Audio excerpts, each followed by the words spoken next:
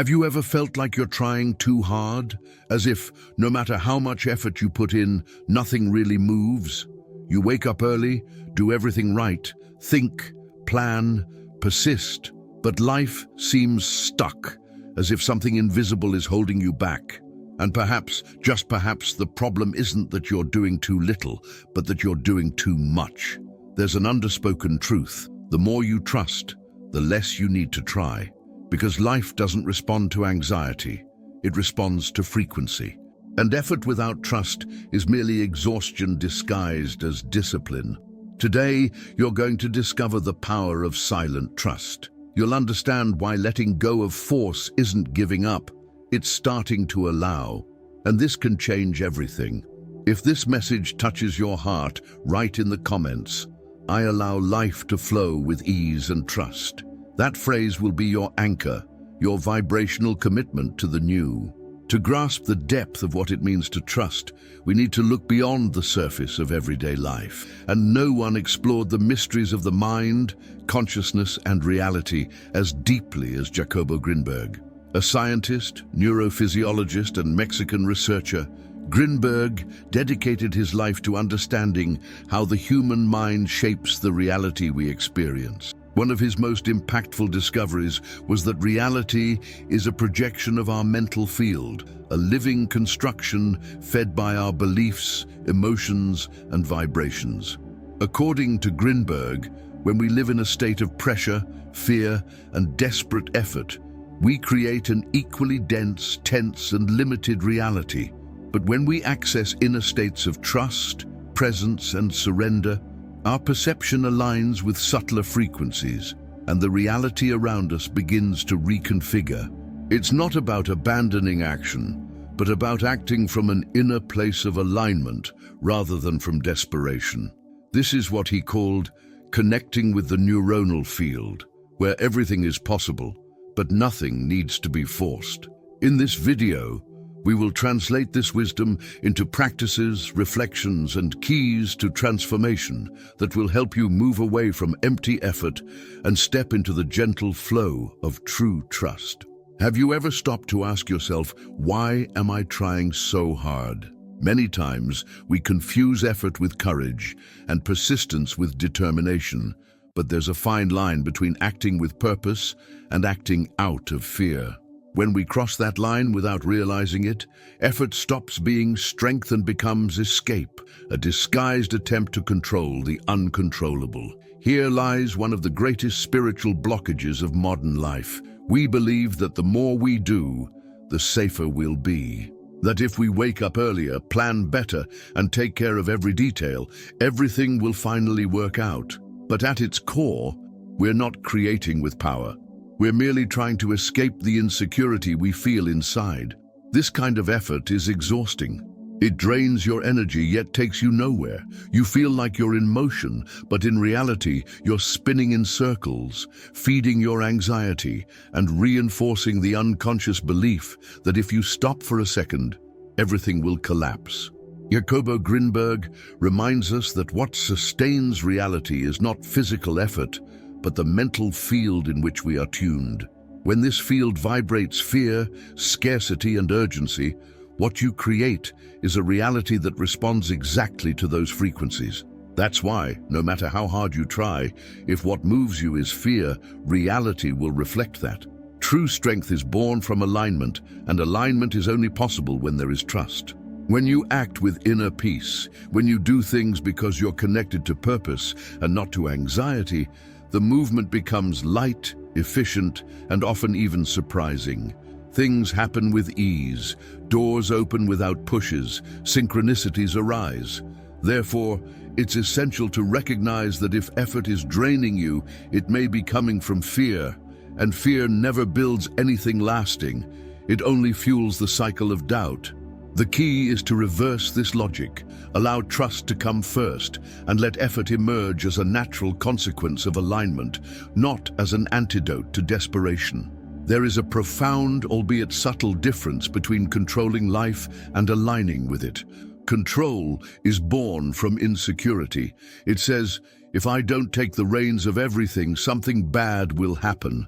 Alignment, on the other hand, says, I act with presence, but I trust the flow. I do my part and let the universe do its own. Understanding this difference can be the turning point between a life lived in tension and a life guided by inner peace. Control demands constant effort. You try to predict the future, please everyone, and calculate every possibility. It's like swimming against the current, exhausting and unproductive. Aligning, on the other hand, is like stepping into a river and allowing it to carry you. You still swim, you still participate, but you no longer fight the natural flow of life. And it is precisely in that space that opportunities begin to arise effortlessly. Jacobo Grinberg, in studying the effects of consciousness on reality, showed us that reality is not something fixed, but something moldable by the perceptual field. This means that when you are trying to control everything, you are actually restricting the field, limiting the possibilities to fit within your mental comfort zone. Alignment, in contrast, expands that field. It allows new possibilities to reveal themselves. It makes space for the invisible to act. Of course, this doesn't mean abandoning action. Alignment is not passivity, it's discernment. You stop acting out of desperation and start acting out of clarity. You cease running out of fear of falling behind and begin walking with awareness of your time and space. A clear sign that you're controlling and not aligning is rigidity. You can't accept delays, changes, or pauses. Everything must happen your way, on your schedule, but life rarely obeys this kind of command. It responds to your energy, not to your timetable. So start observing. Are you trying to control, or are you aligning? Are you forcing, or are you flowing? The more you trust, the more you realize that life doesn't demand pressure, it demands presence. And it is this presence that creates pathways where before there was only resistance. There is a silent transformation that takes place when you begin to trust in earnest. It's not something visible immediately, but it is felt by you and by everything around you. Trust shifts your frequency, and your frequency changes what you attract. It's as if the universe stops resisting and begins conspiring in your favor, not because you proved you deserve it, but because you finally stopped blocking what was already yours. As long as you live in the vibration of fear, doubt, and haste, your energy remains closed. It's like a door locked from the inside. Even if what you desire is knocking outside, it can't get in. You want to be loved, but you feel insecure. You want to prosper, but you vibrate scarcity. You want peace, but you live in tension. Life responds to what you emit, not to what you ask for. When you trust, something opens up. You no longer need constant proof to believe you're on the right path. You begin to act calmly, to choose consciously, to speak less out of necessity and more out of truth. And this new energy is perceived by everyone, often unconsciously. People start treating you differently. Opportunities that once seemed unattainable naturally arise. Jacobo Grinberg spoke of the field of information that surrounds us, which interacts with our perception and emotions. When you alter your internal state, shifting from control into trust, you literally change this field. The world around you reorganizes itself to reflect this new state. And this isn't magic, it's energetic coherence. Trust makes you magnetic, not because you become better, but because you finally become yourself, without the layer of anxiety, without the rush to please, without the need to prove. Your truth, effortless, is more attractive than any version you tried to construct through strain. Therefore, trusting is more than a feeling.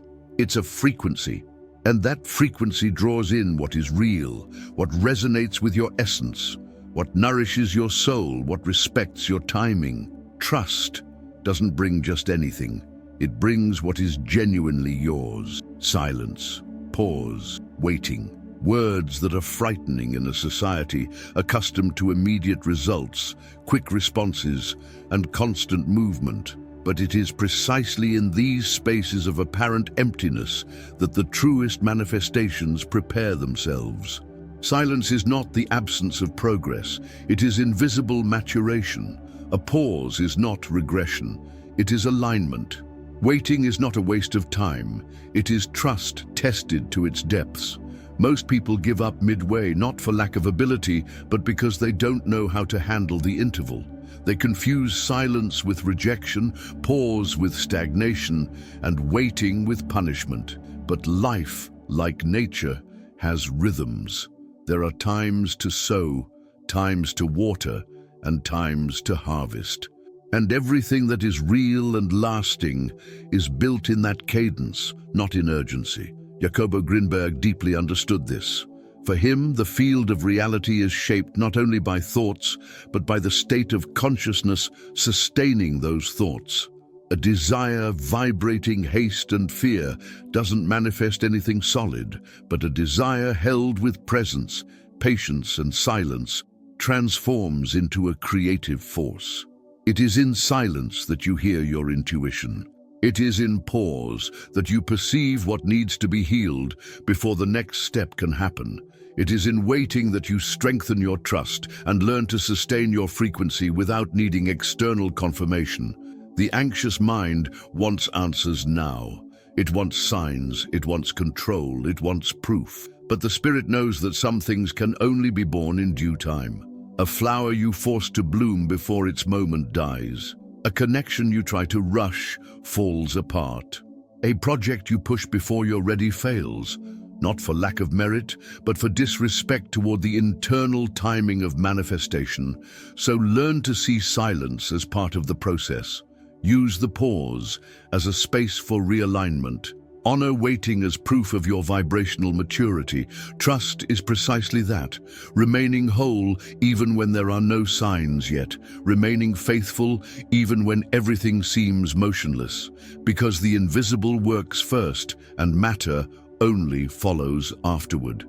There is a mistaken idea that to trust means crossing your arms and waiting for life to solve everything on its own. But that is a superficial view. True trust is not the absence of action. It is action with presence, consciousness, and alignment. It is knowing the right moment to act, the right tone to speak, the right space to advance. It is acting not because you're afraid of losing something, but because you feel ready to receive it.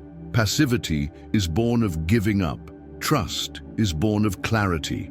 A passive person waits for something external to save them. A trusting person knows that they are the bridge between the invisible and the visible, and so they walk forward with conviction, even if results haven't shown up yet. Jacobo Grinberg said that reality responds to our vibration long before it responds to our action. But that doesn't negate movement, it simply repositions it. What changes is the origin of the gesture. You no longer act to prove your worth, gain approval, or expedite destiny. You act as a natural consequence of your internal state of certainty and connection. Action with presence is the kind that flows without weariness. It's the action in which you feel whole, even if you don't yet know exactly how everything will unfold. You do, but you don't force. You move, but you don't rush. You advance, but you don't abandon yourself in the process. This is where the difference arises between compulsive doing and conscious doing. The former is born of insecurity and is always tied to haste and fear. The latter is born of trust and is connected to rhythm, sensitivity, and purpose. The same task done by two people can yield completely different results, depending on the energy with which it is performed. Thus, it's not a question of doing more or less, but of how you are doing. Is it coming from anxiety or from clarity? Coming from fear of making mistakes or from faith in yourself? Are you moving to escape discomfort or to follow your intuition? Trust does not paralyze, it guides. It invites you to act more intelligently, more kindly, more in tune with who you truly are. And in that state, what you do is not only more productive, it's also lighter, more authentic, more truthful. You don't need to force yourself so much. You don't need to live in tension, always trying to control everything. But to break out of that pattern, more than goodwill is required. You need to reprogram your mind. This means changing the mental structure that associates effort with value, urgency with progress, and control with safety, because often the impulse to overdo is simply the reflection of a silent belief. If I don't do it all, nothing will happen. This type of programming comes from childhood, from society, from poorly processed experiences. We were taught to distrust life, to always expect the worst, to think that if we're not on guard, we'll lose everything. But that's not wisdom, it's survival. And you're no longer here just to survive. You're here to live with presence, peace, and meaning. Jacobo Grinberg spoke about the importance of perception in constructing reality. For him, it's not the external world that limits us, but the internal filters through which we view that world. Reprogramming those filters is therefore essential to allow a new life to manifest. And how is that done? The first step is conscious observation. Notice when your mind starts entering the cycle of excessive effort, that sensation of urgency, the anxiety to control everything, the impulse to prove something to someone. Instead of following automatically, breathe. Observe. Ask yourself, am I forcing or allowing? The second step is the deliberate use of trust-aligned affirmations. Affirmations such as, I trust my path. I allow the best to unfold without effort. I don't need to prove anything. I just need to be who I am. Repeated in moments of presence, especially before sleeping or upon waking, these phrases begin to replace the old silent commands operating within you. The third step is action coherent with that new frequency. Acting calmly, refusing what doesn't resonate, accepting pauses without panicking. This shows your mind that it's safe even without controlling everything. Reprogramming is creating space for the new, and the new only arrives where permission exists. When you begin to trust, you begin to allow. And when you allow, life finally finds room to happen as it should, light, fluid, true. Now that you've understood the silent strength that exists in trust, it's time to apply this knowledge. Because understanding alone isn't enough, you need to live this new vibration. And living with trust is a daily exercise, a constant choice not to react to fear, but to respond from peace. You don't need to force life to happen, you just need to be available, present, at peace with the timing and the rhythm of things. Today, take a pause, breathe deeply. Observe where in your life you've been trying too hard, insisting beyond what's necessary, fighting against the flow. Then with kindness, let go, release control, rush and expectations, and say to yourself, I trust, I allow, I align with what is true. Share in the comments a power phrase that represents your new state.